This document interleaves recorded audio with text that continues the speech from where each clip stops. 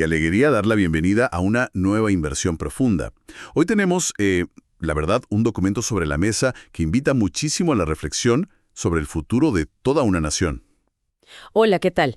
Sí, este es un tema bastante contundente el que vamos a revisar hoy. Así es. Y bueno, la misión de hoy es analizar bien a fondo el plan de gobierno 2026 a 2031 del partido político peruano Avanza País, el Partido de Integración Social. Ajá, el del símbolo del tren. Exacto, el del tren.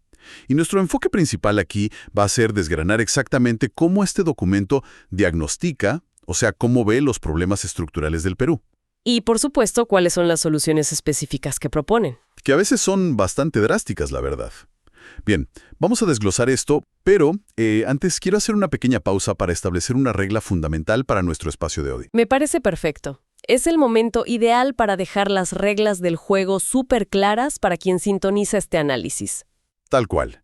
Dado que el material base que vamos a explorar hoy contiene, digamos, posturas políticas muy claras y con una carga ideológica evidente, es vital aclarar que en esta inmersión profunda no tomamos ningún bando. Ninguno en absoluto. Aquí no estamos respaldando ni criticando las posturas de izquierda, de derecha ni de centro. Nuestro único propósito hoy es reportar de manera neutral e imparcial el contenido del documento original. Queremos entender las ideas de los autores para que quienes buscan estar bien informados reciban la información pura. Cero filtros de opinión por nuestra parte. Es una aclaración absolutamente necesaria, sí. Y bueno, para enmarcar un poco esta conversación, imaginemos que nuestro entorno visual cambia en este instante. A ver, pintemos la escena. Atrás dejamos este estudio habitual y nos trasladamos a una inmensa biblioteca clásica, de esas con estantes de caoba gigantes, pero estratégicamente combinada con enormes pantallas luminosas. Pantallas que muestran mapas demográficos y esas cosas. Exacto, flujos económicos, estadísticas del Perú en tiempo real, es el telón de fondo perfecto. Este plan se presenta bajo ese símbolo del tren que mencionabas, y lo que proponen desde el arranque es posicionarse como una nueva fuerza política. Hacen un esfuerzo, muy explícito por distanciarse de dos frentes históricos. Marcan una línea divisoria bien gruesa. Muy gruesa. Por un lado, marcan distancia de lo que ellos llaman la derecha tradicional. Ajá. Acusan a este sector de haber explotado al país como si fuera un simple recurso extractivo, ignorando por completo las necesidades de la población. Y por el otro lado, supongo que también le tiran a la izquierda. Totalmente. Se distancian tajantemente de la izquierda tradicional, a la que señalan de fomentar la fragmentación social, de promover un estatismo ineficiente y de azuzar la conflictividad. Sin ofrecer verdaderas soluciones a la pobreza, claro. Y justo en medio de esa crítica a ambos lados, entramos de lleno a lo que el documento llama la paradoja peruana. Un concepto muy interesante. Fíjate que es una observación inicial que atrapa de inmediato. El plan diagnostica que el Perú vive, en una contradicción constante. Tienen fundamentos macroeconómicos muy sólidos. Exacto, que han sido la envidia de la región durante años. Tienen recursos naturales inmensos, un espíritu emprendedor innegable, pero simplemente no logran traducir eso en un desarrollo estable e igualitario. Y para ilustrar esto, el documento hace algo genial. Recurre a la historia. Sí, recuerdo haber leído una cita del historiador Jorge Basadre, que me pareció brutal, y otra de José de la Riva Agüero. ¿Cómo conectan estas voces del pasado con el diagnóstico actual? Lo fascinante aquí es cómo el plan utiliza estas citas no como simple adorno, sino para cimentar su diagnóstico. La cita de Basadre acuerda que la República existía en las leyes, pero no en la realidad social. Fuerte. ¿Y la de Riva Agüero es lapidaria también? Así es. Dice que el Perú es una nación privilegiada por la naturaleza, pero desfavorecida por la política. Entonces, al traer esto al presente, no definen los problemas como simples déficits técnicos. Exacto. Los definen como fracturas morales y sociales profundas. Señalan que hay un exceso crónico de burocracia, corrupción enquistada y una ausencia histórica del Estado en zonas andinas y amazónicas. Claro, zonas muy alejadas. Entonces, si el diagnóstico es que la enfermedad es tanto moral como burocrática, ¿cuál es la medicina que proponen? Proponen lo que llaman un reformismo, basado en 3 pilares. A ver. El libre mercado, la defensa irrestricta de la propiedad privada y la construcción de un Estado que definen como limitado, pero fuerte. Limitado pero fuerte. Me gusta esa frase. La idea central es que el Estado no debe ser un empresario gigante, sino enfocarse en garantizar igualdad de oportunidades y seguridad. Buscan alejarse por completo del asistencialismo crónico. Porque argumentan que regalar cosas solo crea dependencia. Exactamente. Y no soluciona la pobreza estructural. Y esa visión de un Estado limitado pero fuerte nos lleva directo a uno de los sectores donde la presencia estatal es de vida o muerte: la salud y la educación. Un tema súper crítico. Yo estaba revisando la sección de salud pública y, honestamente, los números parecen de ficción. La magnitud del abandono me dejó sin palabras. ¿Qué tan grave es la situación que describen? Es una situación que el plan califica de colapso silencioso. Los datos duros son abrumadores. Estamos hablando de que el 97% de las postas médicas de atención primaria tienen una infraestructura y personal inadecuados. ¿El 97%? Sí, O sea, básicamente casi todas. prácticamente la totalidad de la primera línea de defensa de la salud. Son casi 9,000 establecimientos. Y el impacto directo de esto es que 7 de cada 10 peruanos que se enferman no logran ser atendidos. 7 de 10. Es una locura. Para visualizar esto, el documento me hizo pensar en una analogía. Cuéntame. El sistema de salud peruano parece ser como un rompecabezas inmenso, pero las piezas pertenecen a cajas totalmente diferentes. Claro, diferentes instituciones. Exacto. Tienes piezas del Ministerio de Salud, piezas de salud, de las Fuerzas Armadas, del sector privado. Cada quien opera con su propia lógica y su propio presupuesto. Es como intentar armar una sola imagen cuando nadie se presta las piezas. Es una descripción perfecta de la fragmentación. Y para resolver ese rompecabezas, Avanza País propone crear por ley un Consejo Estratégico Nacional de Salud, el CENS. Para integrar todo este sistema desconectado. Así es. Pero volviendo a ese 97% de postas médicas que mencionamos, el plan detalla que actualmente la mayoría son de nivel I1. ¿Y qué significa I1 en la práctica? En términos sencillos, suele ser un cuartito básico, a veces con solo un técnico de enfermería, sin capacidad real para emergencias. ¿Y qué proponen hacer con esos casi 9,000 cuartitos? Tienen la meta de elevarlos de categoría al nivel I2. O sea, darles más equipamiento. Transformarlos en verdaderas clínicas comunitarias, con médicos cirujanos, medicamentos garantizados y telemedicina. Y la otra pieza clave es implementar una historia clínica universal y digital obligatoria. Para que tu información viaje contigo. Exacto, sin importar si hoy te atiendes en una posta de la sierra y mañana en un hospital de Lima. Un cambio monumental. Pero las propuestas no se detienen en la salud clínica. Dan un giro hacia la nutrición y la educación, y ahí plantean cambios drásticos. Muy drásticos. Proponen eliminar el programa de alimentación escolar actual, el Guasimicuna, y en su lugar plantean un shock proteico. Un nombre bastante intenso. Totalmente. Suena a algo que pedirías en un gimnasio, no en la escuela primaria. Pero la lógica detrás es puramente biológica, ¿verdad? Así es, la urgencia es inmensa. El plan argumenta que los programas actuales tienen demasiadas filtraciones. Este shock proteico consistiría en entregar raciones directas, como bebidas lácteas fortificadas y galletas de granos andinos, Todo envasado con estándares industriales. para evitar corrupción en la cadena de frío o en la preparación local.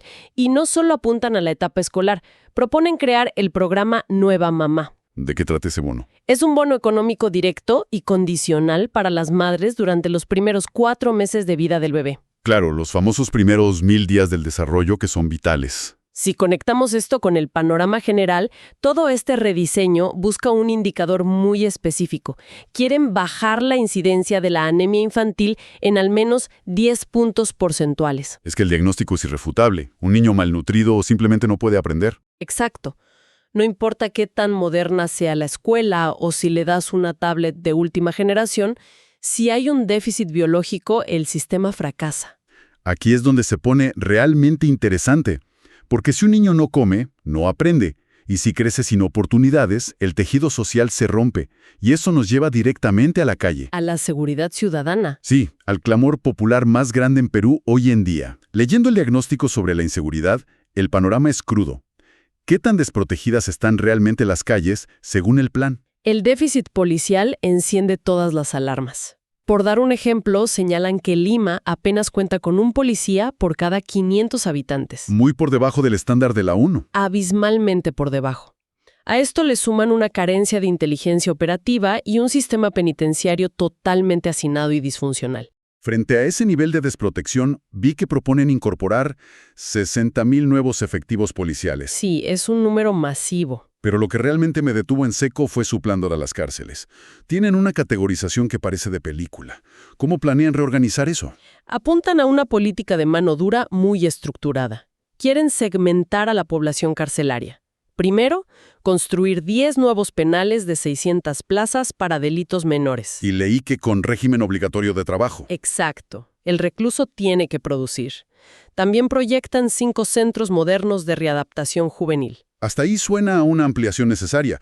Pero ¿qué pasa con el crimen organizado duro, las mafias? Ahí entra la medida más severa, la construcción de un penal de máxima seguridad, con régimen disciplinario y de aislamiento, diseñado solo para los 2,000 reclusos más peligrosos del país. Quieren cortar su capacidad de operar extorsiones desde adentro. Así es.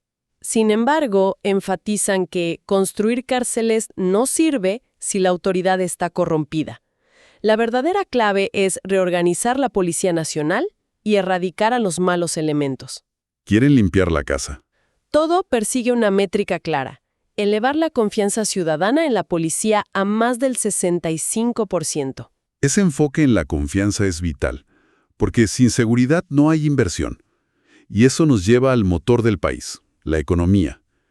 Revisando los datos me encontré con la estadística más definitoria del documento, creo yo. ¿La informalidad? Sí, la informalidad laboral. Hablamos de un abrumador 71.2%. O sea, de cada 3 trabajadores que ves en la calle, 2 operan completamente fuera del radar legal. Es una cifra que paraliza. Totalmente. Y el diagnóstico resalta el rol de las micro y pequeñas empresas, las MIPES. Generan el 65% de los puestos de trabajo. La gente es increíblemente trabajadora. Pero aquí viene la trampa. Apenas aportan el 22% del Producto Bruto Interno. Trabajan de sol a sol, pero producen muy poco valor agregado macroeconómico porque operan en la sombra, sin crédito ni tecnología. Esa es la gran fractura económica. Es como tener un motor inmenso donde los engranajes giran a toda velocidad, pero fuera de la máquina principal. ¿Y cómo planea Avanza País solucionar esta desconexión? Detallan una reingeniería económica ambiciosa. El pilar es la creación de un nuevo Código del Trabajo y Previsión Social. ¿Porque consideran que la ley actual empuja a la gente a la informalidad? Exacto. Es muy rígida y costosa. Buscan simplificar trámites y reducir la presión tributaria inicial. Quieren formalizar a más del 30% de las MIPES. Pero cambiar la ley no hace que un pequeño taller exporte de la noche a la mañana. Hablan mucho de organizar a la gente en clusters. Sí, es una estrategia de aglomeración. En lugar de tener 1,000 zapateros compitiendo y sobreviviendo a duras penas, proponen organizarlos en distritos industriales. ¿Como consolidar la industria del calzado en Trujillo? Tal cual, con acceso a tecnología compartida, o potenciar los textiles en Ica y Lima. La idea es articular estos clústeres con capitales privados y conectarlos a 5 nuevas zonas francas especiales de exportación. ¿Y qué proponen para el individuo de a pie? El vendedor que hoy no tiene ni un centavo para su jubilación. Proponen cuentas individuales contributivas, portátiles y escalonadas, para que hagan aportes muy pequeños y flexibles vinculados a su consumo. Eso ayudaría a incluirlos al sistema financiero. Definitivamente. Y desde una perspectiva más macro, plantean la venta a capitales privados de empresas estatales en falencia crónica. Mencionan explícitamente a Petroperú. ¿Vender Petroperú? Vaya, es una postura fuerte. Es una visión que intenta jalar a la informalidad hacia la luz, cueste lo que cueste. Pero para que este motor funcione, se necesitan recursos básicos. Infraestructura y medio ambiente. Sí, me impactó leer que más de 3.3 millones de peruanos no tienen agua potable por red, en pleno siglo XXI, y 7,5 millones carecen de alcantarillado. Y hay más de 8,400 pasivos ambientales mineros abandonados. Minas que siguen contaminando. ¿Cuáles son las soluciones para esto? Requieren una inversión colosal. Para el agua, en Lima, que es la segunda ciudad más grande construida sobre un desierto, proponen construir 2 enormes plantas desalinizadoras. una en el norte y otra en el sur. Así cortan la dependencia de traer agua de los Andes. También incluyen la reorganización de Sedapal mediante alianzas público-privadas. Y sobre la minería, que es la espina dorsal económica del Perú, ¿cómo abordan la minería informal? Proponen un nuevo código minero para facilitar una vía real y expedita para formalizar a los mineros artesanales, y quieren prohibir definitivamente o reducir drásticamente el uso de mercurio. Fomentando tecnologías limpias. Entonces, ¿qué significa todo esto? Tenemos un diagnóstico exhaustivo y propuestas de choque altísimas. Plantas desalinizadoras, penales de máxima seguridad, nuevos códigos. Es un plan muy denso. Pero, leyendo todo, queda claro que hay un hilo conductor. Nada de esto parece viable si no se modifica la máquina misma que tiene que ejecutarlo, que es el Estado. Exactamente, has dado en el clavo. El plan asume que el aparato estatal actual es lento y obeso. Es como intentar ganar la Fórmula 1 manejando un tractor oxidado. Totalmente. Toda la viabilidad depende de una reforma política agresiva. Quieren poner al Estado a dieta, ¿verdad? Sí, reduciendo la burocracia mediante la fusión de ministerios. Vi la lista. Plantean integrar el Ministerio de la Mujer con el de Inclusión Social. ¿Cuál es la lógica de agruparlos? Argumentan que busca abordar la vulnerabilidad bajo un solo paraguas eficiente, evitando duplicidad de programas. También plantean fusionar turismo con producción y que cultura sea absorbido por educación. Básicamente quieren terminar con este mal trabajo en grupo, donde cada ministerio hace lo suyo sin hablar con el otro. Tal cual. Buscan agilizar decisiones, pero la reforma va más allá del poder ejecutivo. Apuntan al sistema político. Que sabemos ha sido fuente de crisis constantes allá. Para los partidos exigen un registro de militantes 100% auditable, para acabar con los partidos de alquiler. Esos cascarones vacíos sin representación. Exacto. Y para frenar la inestabilidad institucional, proponen poner límites constitucionales precisos a las vacancias presidenciales y regular las interpelaciones a ministros. Quieren ponerle un candado a las peleas entre el Ejecutivo y el Congreso. ¿Qué recorrido tan intenso hemos hecho a través de estas páginas? Ha sido un análisis muy completo. Sintetizando por qué esto es vital para quienes nos escuchan, entender un plan de gobierno no es solo leer promesas electorales. Es ver cómo diagnostican la enfermedad de una nación y qué medicina recetan. Y Avanza País ve la cura en el orden estricto, la formalización masiva, la inversión privada y la reducción del aparato burocrático. Es una visión muy estructurada. Observar el contraste entre la rigidez de esta medicina y la naturaleza del país. Se busca aplicar un sistema muy de manual a una nación como el Perú, que históricamente ha sobrevivido gracias a su ingenio informal. Gracias a su cultura del recurseo y su adaptabilidad. Exacto, frente a un Estado que le dio la espalda. Entonces el dilema a futuro es, ¿terminará el Estado reformándose para elevar la realidad de su gente? ¿O será la gente la que corre el riesgo de perder su esencia y resiliencia al ser encajada a la fuerza en un modelo tan estricto? Es sin duda algo para pensar profundamente mientras observamos el futuro político y social de la región. Una reflexión final brillante que deja la mente trabajando a 1000 por hora sobre este equilibrio entre el orden y la identidad cultural. Y bueno, hasta aquí llega nuestro análisis a fondo de hoy. Nos despedimos agradeciendo muchísimo la atención de la audiencia. Agradecemos profundamente el tiempo invertido. La invitación queda siempre abierta para que sigan cuestionando y aprendiendo. Hasta la próxima inversión.